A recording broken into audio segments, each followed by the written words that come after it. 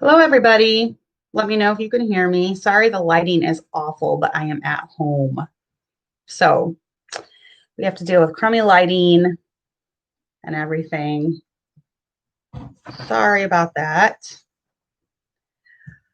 All right. Hello, Jessica, Narissa, Melissa, Celine, Amber, KJV Disciples, and Celine again. Hi, Karen. Good to have you guys with us. It's going to be shorter probably tonight. Hi, Kelly. Because I have a baby and she's a high maintenance baby so far when it comes to nursing. So we want to introduce her. Abby, you want to bring her over here? Abby is helping out with her. Abby is like my right hand woman. And so here is the baby. So here she is. That is Hannah Grace. Oh, yeah. There she is. I was lazy feeding her for the last hour, but she wasn't really awake. So I'm hoping that she'll stay asleep for the next half hour or so. We might only take a half hour tonight, maybe 45 minutes. So, okay. But I don't even have an outline. I was just going to kind of go over her birth story and then just some stuff that's been going on the last week with her and kind of why we need the community of other moms. Because if it was not for other moms in my life this week, I would have probably gone nuts. And there she is. Yeah, Abby, try to. So, yeah. But my birth with her was very fast and I wouldn't say traumatic, but yes, God bless Abby for helping her mama for sure. My birth with her was very, very quick. Many of you know that she was breech. I said a couple weeks ago she was breech, and I tried everything: chiropractic care, spinning babies, basically standing on my head, and nothing worked. She remained breech. So I went in on the 18th, and we did a external, I think it's called cephalic, something like that version, where they turned her manually. So they turned her manually from head up to head down, and it did work. They had tried turning her from, her head was over here on the left. So they tried turning her this way because there was a bunch of empty space on my right side, and they could not get her to turn. She would get down to about my belly button, and then she'd flip back. So they didn't know what they were going to, they didn't know if it was going to work. And so I was kind of feeling like it wasn't going to work. So I just started praying, and I knew a lot of people were praying for me too. So I started praying, and the doctor decided to do, she had never done this before, but she decided to make her do a backflip. So her head was over here, and she spun her, her head's here, and she spun her around. I think that's how it goes. Her head was here, and she spun her down that way. So, and that worked. For some reason, she had always preferred my left side. So that worked. They were able to spin her head down, and then the doctor actually held her little butt in place while my midwife then went and broke my water. So from the time that my midwife broke my water till the time that I had her, it was exactly, almost exactly 2 hours from the time they broke my water around 3, and I had her at 5:06 p.m. So 2 hours and 6 minutes. That whole time I was debating if I wanted to have an epidural or not. And it just went so fast that I didn't even have time to have one. In fact, I mainly shaking, but the contractions were still bearable. So I didn't really think I was going through transition, but it ended up that I was going through transition, and like 3 contractions on top of each other, and I was pushing her out here, and she was here. So yeah, Shara, you missed her. We showed her. So Amber, thank you. I actually just got ready like a couple hours ago because I didn't know if I'd be able to do it tonight. I almost postponed just because I've had a rough day with her. So let's go into the last week. So we started out in the hospital, and she was a champion nurser, actually. From the moment she was born, she latched on right away. She was nursing. I'm like, oh, this is going to be easy peasy, no problem. So one of my best nursers, you know. Well, then we got home and everything started going downhill. I don't know if it was because I've read up a lot on this. I've read up gestational diabetes could have something to do with it. My age could have something to do with it. The fact that this is child number 8 could have something to do with it. Or the fact that my labor and delivery was 2 hours long could have something to do with it. But anyhow, my milk did not come until almost day 5. So by day 4, the end of day 4, she was starving to death. And I could tell. And she had only had one wet diaper.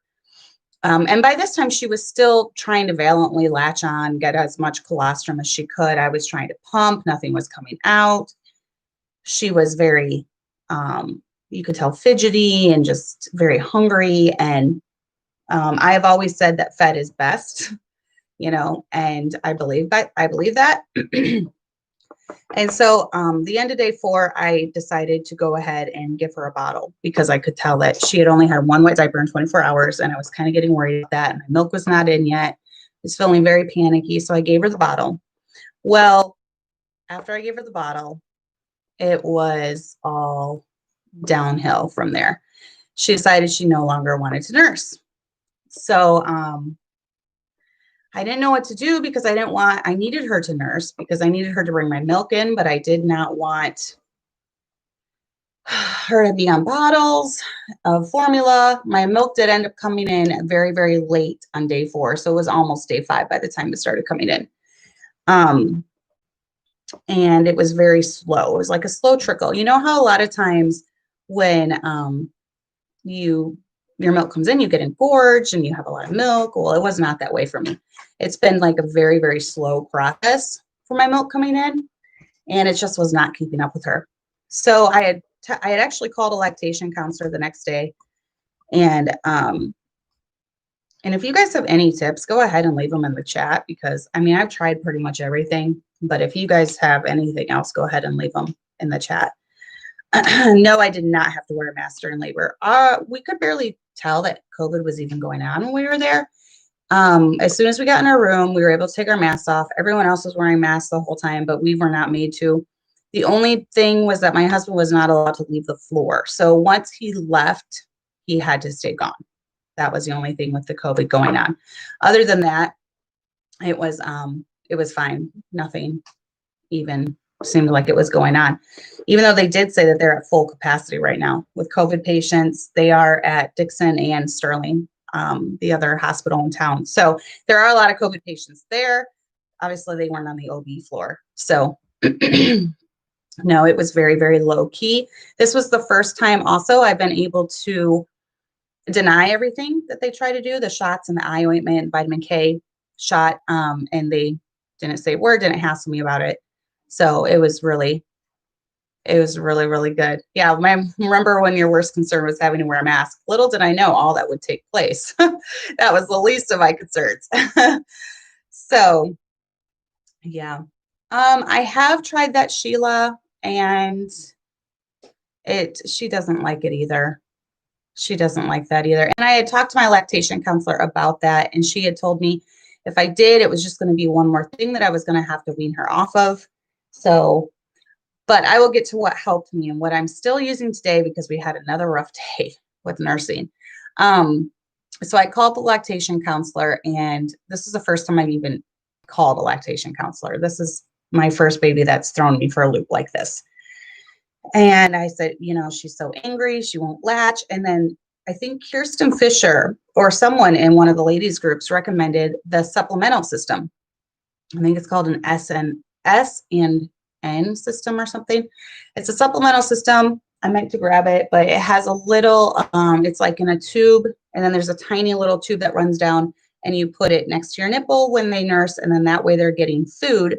So they calm down because, you know, they're not trying to hungrily suck and suck and suck, and your milk's not letting down, which that was my main problem at the beginning because my milk came in such a slow trickle. My letdown was very, very slow. So she could be sucking for 5, 6, 7 minutes, and my milk was not letting down. So that was why. And she was not. She was angry. She wanted food. So she was screaming. Both of us felt like crying because it was just so awful and she would not latch on. Oh, I have PTSD from it. And so my husband went and my lactation counselor, I texted her and I said, do you have a supplemental system? And she did at the hospital. So my husband went Sunday night, and all day Sunday, it was just fighting with her to get her to latch. It was just trying one thing after another. Nothing was working. I had to give her a couple bottles, and then that just furthered the cycle. So late after church, he went and got it and brought it home. And I started using it. And for the first, and my milk let down. And she got my milk plus the milk out of the supplemental system. So for the next few days, we used that, and she was getting the hang of it. And I was finally, I was getting more milk and everything. And then yesterday I went to church for the evening because I'm the type of person that I need to be around other people. My hormones crash, and they're still crashing right now. They crash after childbirth for a couple weeks, and then I'm able to usually work through it. And then just to have the nursing problems on top of it just compounded that. So I went last night and she did great. She nursed wonderfully. And so for the last 3 days, she did perfect. My milk was letting down. Well, then last night in the middle of the night, I don't know if she was gassy or not getting enough food, but she was acting like she was starving again. So I'm like, well, nurse has been going great for 3 days. So I gave her a bottle. That was so stupid. So because I gave her a bottle, we're back at square one now. And it's the same thing that happened a week ago when I gave her a bottle. Suddenly she becomes angry when I try to latch her because it's not immediate. So I had to go back to the tubing thing again after 3 days of not having it. And, but the last couple hours, she has latched and she has eaten in her sleep. She did not throw a fit. I was able to latch her. My milk was letting down multiple times and she was eating. So I was able to. But with the supplemental system, the nice thing about that is that they're getting whatever supplement is in that little tube. They're getting all that's going through the tube, and they're getting your milk when it lets down. So I feel confident knowing that she's getting nutrition. She's had since my milk came in, her diapers have been fine. She doesn't have many poopy diapers, but she has probably 8 or 9 wet diapers a day. So I'm kind of going off of that. So I'm kind of going off of the wet diapers, but all that to say, yeah. And I said, no more bottles. I've decided, today I was at the point, I was talking to my friends that are in the chat, Amanda and Karen, and I was talking, Julia, I see all of them in the chat. I was talking to all of them about how I was to the point, I was so discouraged today after feeling like it was my fault. Nursing was going great for 3 days, and then I gave her that stupid bottle and we were back to square one. But I was so discouraged. I told the kids, I'm like, I think I might just have to go to pumping and giving bottles, but I hate pumping and I love nursing. And I love sitting there while they're nursing the whole evening, and I just love it. And I was devastated because I really didn't want to, but since I got my tubing thing out again, it's working fine. So I decided, you know what, I'm going to work on this with the tubing. I'm not going to do any more bottles, and I'm going to get her back to where she's nursing again, even if I have to use the tubing every time for the next week or two until she figures it out. Because I'm assuming by week 4, she'll have this thing figured out. My lactation counselor thought 10 to 14 days she would have it figured out. So I'm hoping by 4 weeks that she'll have it figured out. But I cannot recommend it enough. 6 million, just look up the supplemental system. I really think that is the missing key for people that are struggling with breastfeeding, that can't get their babies to latch on because there's not an immediate letdown, because then they're still suckling on you while they're getting nutrition. So they're not mad, and yeah, I've been trying to pump Logan. It's funny though, because my milk came in so slight, like she's eating everything that I'm producing right now. And so my milk's not letting down again when I'm pumping. So it's just pumping, which I've heard that even if you just pump, that's going to help your signal to your body to make more. So, but yeah, that tubing is definitely worth getting. Carla, I just did diet, keep my diabetes down, and her sugars were fine. No problems with that when she was born. So, I'm sorry, I'm trying to look and see. Yes, peppermint can dry up your milk. I also started taking fenugreek, but I think that almost had an opposite effect. I did not feel like fenugreek helped me at all. So I stopped taking that, and now I'm taking moringa. Um, and I don't really know if moringa is helping. I've also been drinking Body Armor drinks, Gatorade drinks, and I don't think my milk output is the problem. I think it's getting her to latch and being calm enough for my milk to let down and for her to be, like today, the times that she has nursed today, she's been a very lazy nurser because she's been sleeping most of the day. Newborns like to sleep most of the day, so it's hard to wake them up to get them to feed when you want. But just pray for that. Pray for, pray for the nursing thing to get better. I really love to nurse. I mean, if it doesn't work out, it doesn't work out. But I think most babies have a tendency to figure things out if you just keep with it. Most of them. I cannot believe she's number 8 and she's throwing me for a loop like this. But just keep praying for her. I'm going to feed her no matter what happens. She's going to get fed, obviously. So no, I did not have to have a C-section. They were able to flip her from the outside, do the external version and flip her. And then I was able to have her.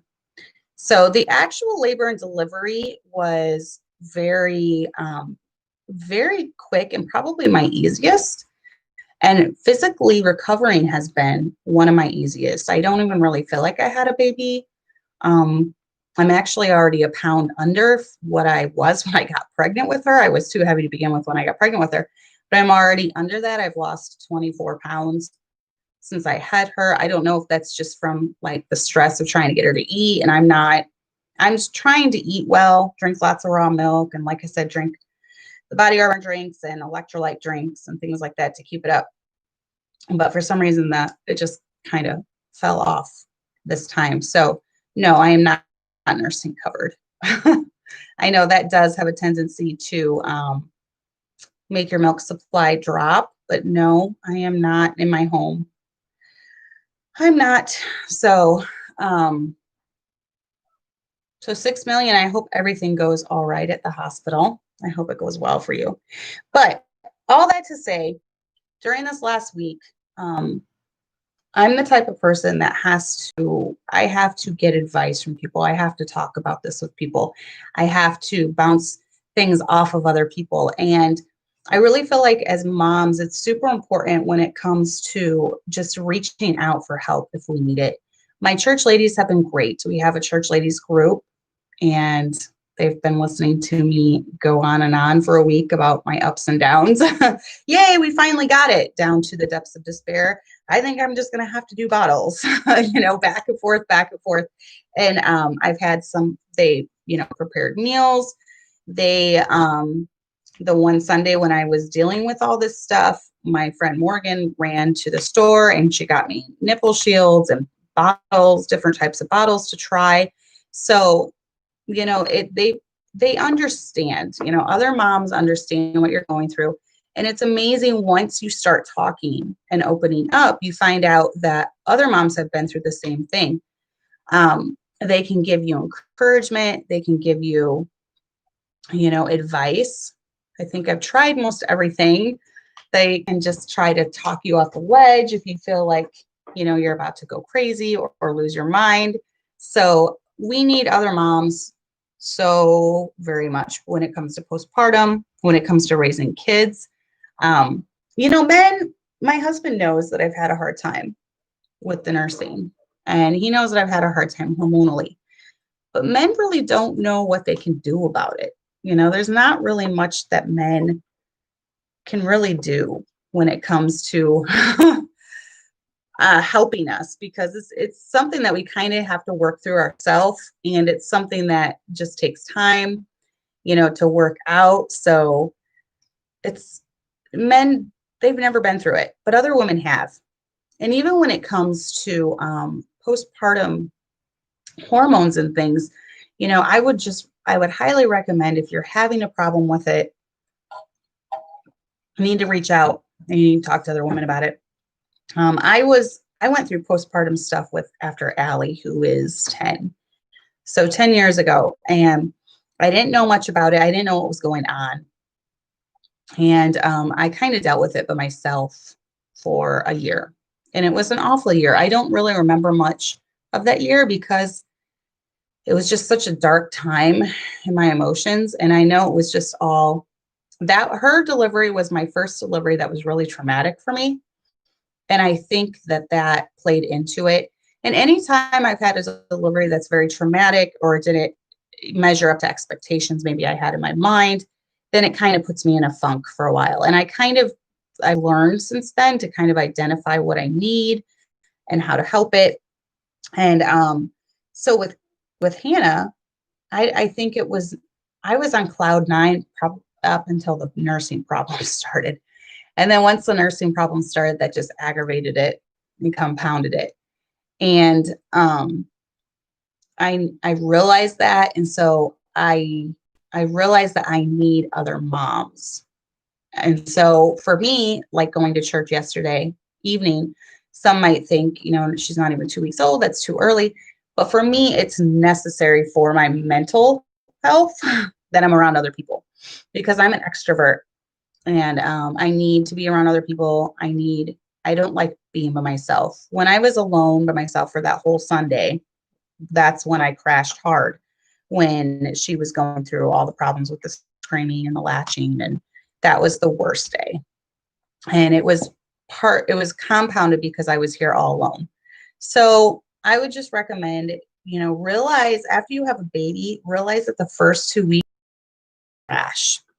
I don't care if you have a C-section, if you have, a regular delivery, and it's the best, it can go the best that it can possibly go, because mine went as good as it could possibly go. There's going to be something that's going to come along. Your hormones are going to crash. So just realize that your hormones are going to crash, and realize, figure out what you need. Do you need people to be around? Do you need to reach out to people to talk to them? Do you need to text someone? Do you need to call? Do you need to have your mom come stay with you for a week? Do you need to, whatever you need to do, figure it out and do it, because it's a horrible feeling when you're by yourself. And us moms definitely need each other. And your husband can try to help out as much as he can. But like I said, men they've never been through it. They don't understand what you're going through. They don't understand, their hormones are so level. They don't have the ups and downs like we do.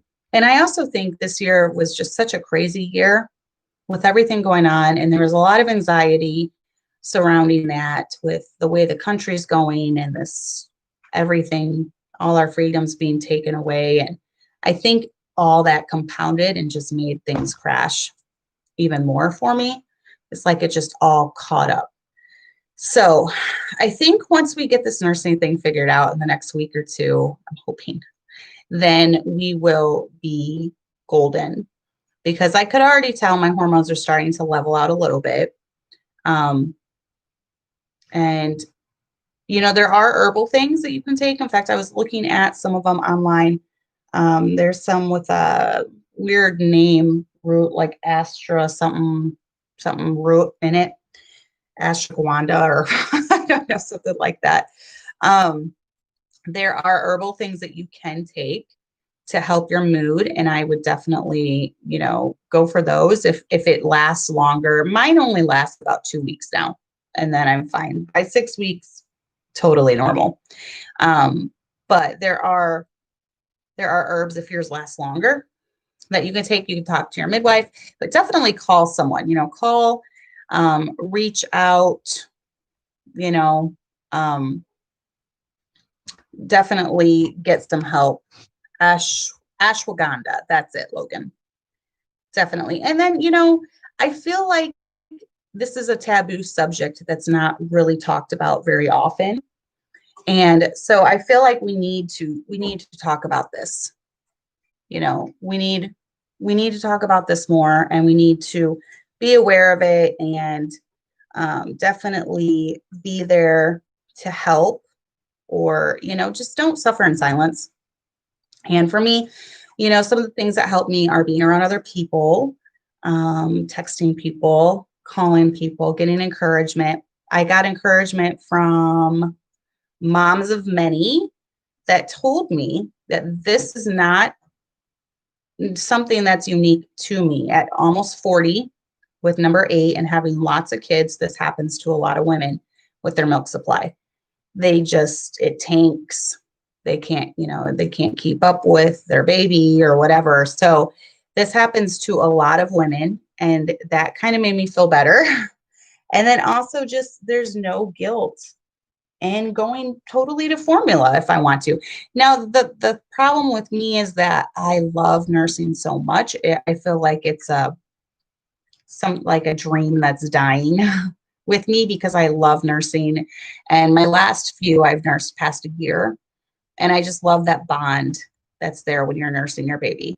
So that's why I decided that I'm just going to use the supplemental system as long as she will. She got to wear last week. She didn't like it when I tried putting that little tube in her mouth along with, my breast. So she got to where she didn't like that. And so then she was doing fine, just latching on her own, and my milk letting down, everything was going perfect until I gave her that stupid bottle. So we're going to try it. We're going to try it again. I hear her fussing right now, so I might have to go in the next couple minutes. It's going to be short, guys. Sorry. So we're going to try it, and we're going to see how that goes. Pray for me for the next week. Vitamin D3 helps with mood. Someone also said moringa helps. Yeah, it is hard emotionally, Logan. It's like, yeah, I love the nursing. I also did, my first couple kids. My first one, I stopped nursing him at 6 months because I got pregnant at 4, and it affected my milk. And I don't even remember feeling bad about it.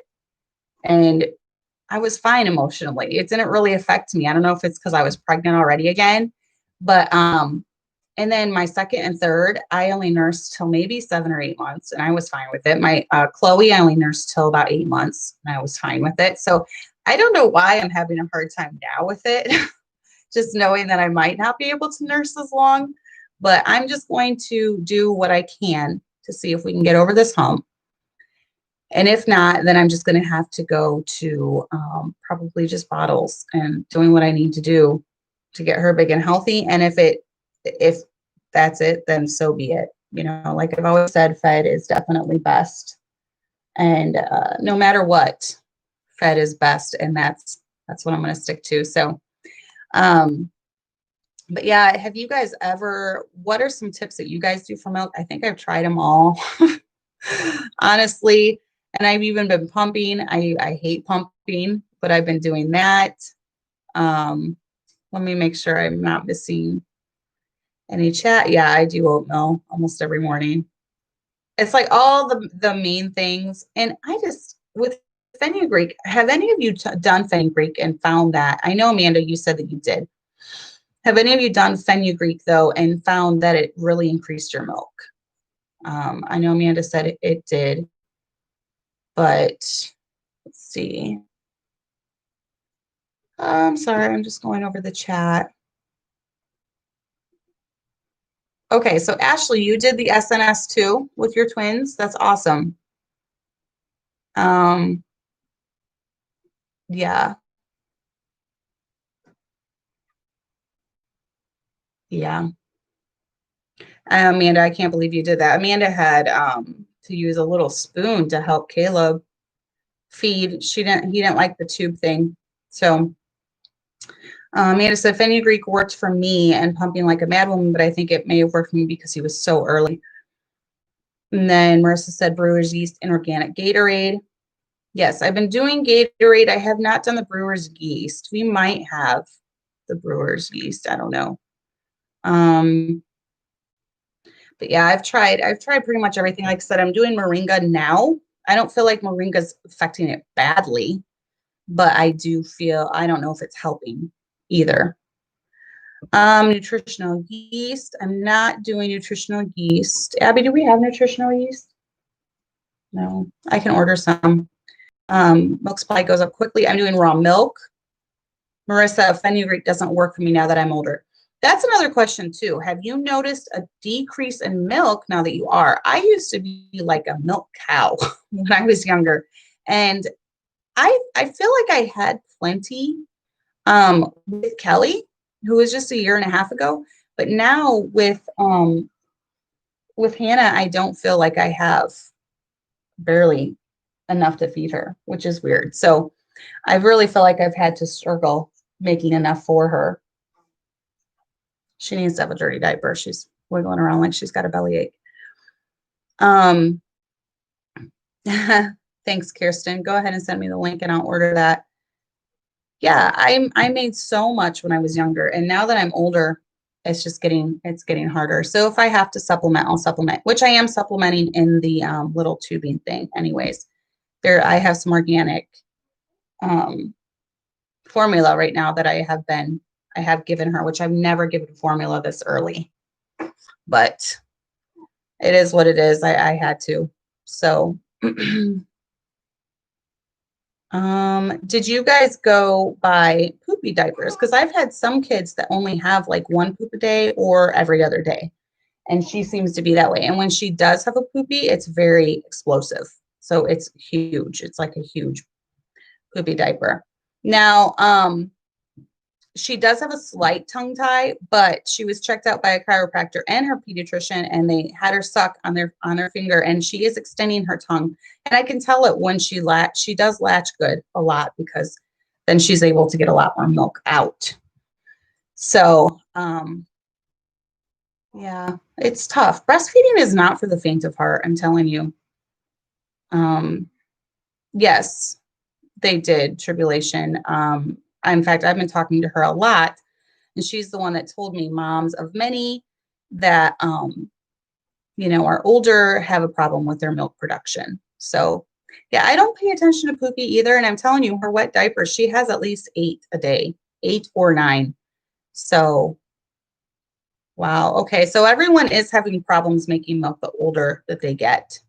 So, yeah, that's very interesting.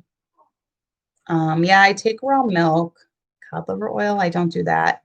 Oh, I've been hydrating. I drink constantly. I'm constantly drinking something.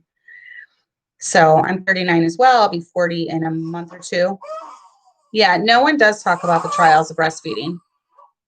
They really don't. So that's another thing that you need to talk about. So because my baby is crying right when Nicole gets on.